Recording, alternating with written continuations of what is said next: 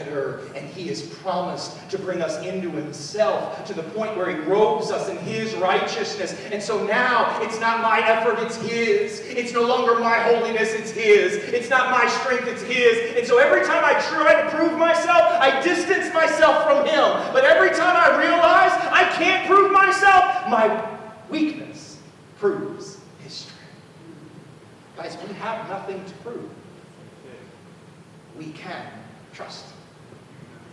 We need to believe that we are new creations, that the old things have passed away and all things have become new, or we'll go back to what's familiar, easy, and comfortable whenever God leads us into times of testing. And make no mistake, he's going to lead all of us into times of testing. He's going to lead all of us into seasons where we are learning how to trust his character, to follow his leadership, rather than constantly arguing that we know a better way, we know a faster journey, we know a shortcut, we tried this before and it didn't work, somebody else did this. Instead of constantly telling God what we know, we have to learn to trust him and listen to what he says.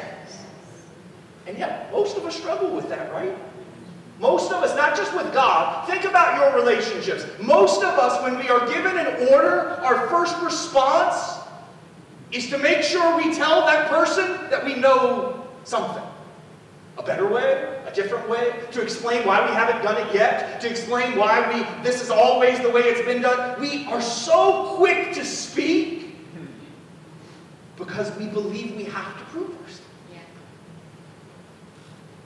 And yet what the scriptures are teaching us is if we would be slow to speak and quick to listen, then all the anger and the other negative emotions won't have room to dominate our thoughts, our hearts, or our lives.